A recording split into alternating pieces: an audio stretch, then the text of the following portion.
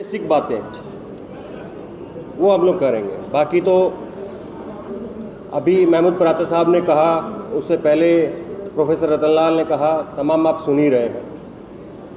Media की अगर बात करें तो मीडिया तो सबको मालूम इस वक्त में ना हमारा है और ना होगा।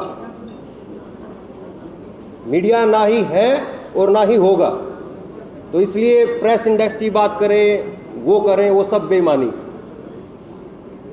सच्चाई ये है कि मीडिया अब आप लोगों को अपना सोशल मीडिया जो मजबूत हो चुका है उसको और मजबूत करना और उसी के जरिए आगे लेकर के जाना। मीडिया की अगर बात करें तो अभी मैं पुरानी बात नहीं कहूँगा, नई बात आपको बताऊँगा। अभी जो अग्निपथ को लेकर के प्रोटेस्ट हो रहा है, अग्निपथ को लेकर के जो प्रोटेस्ट हो रहा है उसमें 2 क्लिप सामने आई, 2 वीडियो सामने आई। उसमें एक वीडियो सामने आती है और उसमें कुछ लड़के कहते हैं कि हम आतंकवादी बन जाएंगे। आप बताइए, कल को डॉक्टर उदित राज उतरे, बहुजनों का कोई आंदोलन खड़ा हो और उसमें अगर ऐसी कोई बात कह दे कोई मीडिया के ऊपर, कैमरे पर, उसको टीवी पर कैसे चलाया जाएगा? लेकिन आपने सुना है क्या वीडियो? नहीं सुना हो, क्योंकि उसको लेकर के कोई मुद्दा नहीं बनता है कि कैसे कुछ लोग कह देते हैं। हालांकि अग्निवीर जिनको बनाने की बात हो रही है वो कोई और नहीं है, वो हम ही लोग, और उनके पक्ष में हमें खड़ा होना चाहिए। लेकिन आंदोलनों के अंदर किस तरह से लोगों को घुसाया जाता है और फिर मीडिया के जरिए कैसे उन आंदोलनों को बदनाम किया जाता है, मूल बात ये। लगातार मुसलमानों को गाली दी जाती रही। अभी देखा हमने हनुमान शोभा यात्रा, रामनवमी, इस पर तलवारें लहराई जा रही थी और क्या कहा जा रहा था? मुसलमानों को मां की गालियां दी जा रही। फर्क नहीं पड़ा कुछ लोगों को। कुछ लोगों को लगा चलो ठीक है, मुसलमानों की चूड़ी टाइट हो रही है। लेकिन इसी अग्निपथ में ये जो प्रोटेस्ट हो रहा है, इसमें एक वीडियो क्लिप वायरल होती है और उसमें मोदी को मां की गाली दी जा रही है। क्या आप उम्मीद करते हैं कि कोई आरक्षण बचाओ आंदोलन कहीं से खड़ा होता है और उसमें मोदी को मां की गालियां दी जाए और उसके बाद में वो आंदोलन चल सके, उसके बाद वो प्रोटेस्ट चल सके? जितने भी शाम को 5 बजे जो मुर्गा लड़ाने वाले लोग हैं वो कूद पड़ेंगे और कहेंगे कि देखिए इसने ये कैसे कह दिया, वो कैसे कह दिया। और मीडिया वो ना हमारे मुद्दे पहले उठाता था और ना उठाएगा, और मुद्दों को डिरेल करना वो तो कर ही रहा था। लेकिन तो अब तो मीडिया देश की नाक कटवा रहा है और वो भी अंतर्राष्ट्रीय मंच पर कटवा रहा है। जो ये नुपुर शर्मा वाला जो कांड हुआ, इसमें नुपुर शर्मा से ज़्यादा जिम्मेदार जो है वो चैनल है। उस चैनल ने, वो नविका कुमार ने एक बार उसको रोका तक नहीं। अगर रोका जाता उसको वहीं पर, उसको ऑफ एयर किया जाता, अगर वो चैनल माफ़ी मांगता वहीं पर, तो शायद बात इतनी दूर तक ना जाती। लेकिन उस बात को जो है ना उन्होंने हटाया, ना उनको रोका, और उसके बाद में वो बात बाहर तक गई और फिर कैसे जो है वो अरब कंट्री उनका विरोध हुआ और फिर मोदी जी को जाकर के कार्रवाई करनी पड़ी। ये वही मीडिया है जो लगातार जो जिस पर बैठ करके संबित पात्रा जैसे लोग घोड़े खुलवाते थे। ये वही मीडिया है जिस पर बैठ करके डॉक्टर उदित राज अगर उस पर जाते हैं तो उनको रंग भेद के नाम पर जो है अनाप शनाप बातें चैनलों पर कही जाती। तो मीडिया के बारे में अगर आप बात करेंगे तो कई सारी बातें जो है वो आपको खुद समझनी चाहिए कि मीडिया ना था ना होगा। आप लोगों को अपना मीडिया, सोशल मीडिया खड़ा करना पड़ेगा।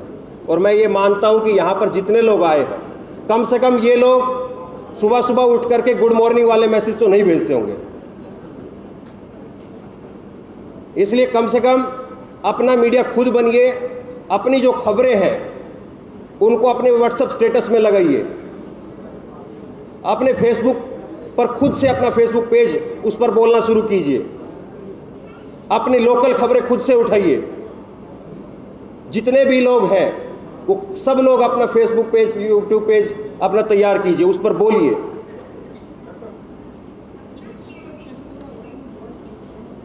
ये बहुत ज़रूरी है इस वक्त में, क्योंकि जिस तरह से मीडिया इस वक्त में है उससे आप उम्मीद नहीं कर सकते, और जब तक उसके पैरेलल में हम अपनी आवाज़ को उतनी तेज़ नहीं कर देंगे तब तक जो है यह आंदोलन, कोई भी आवाज़ वो कामयाब नहीं हो सकती। और नवाज देवबंदी साहब ने कहा था कि जलते घर को देखने वालों, फूस का छप्पर आपका है, आपके पीछे तेज हवा, आगे मुकद्दर आपका है। उसके कत्ल पर मैं भी चुप था, मेरा नंबर अब आया, मेरे कत्ल पर आप भी चुप हैं, अगला नंबर आपका है।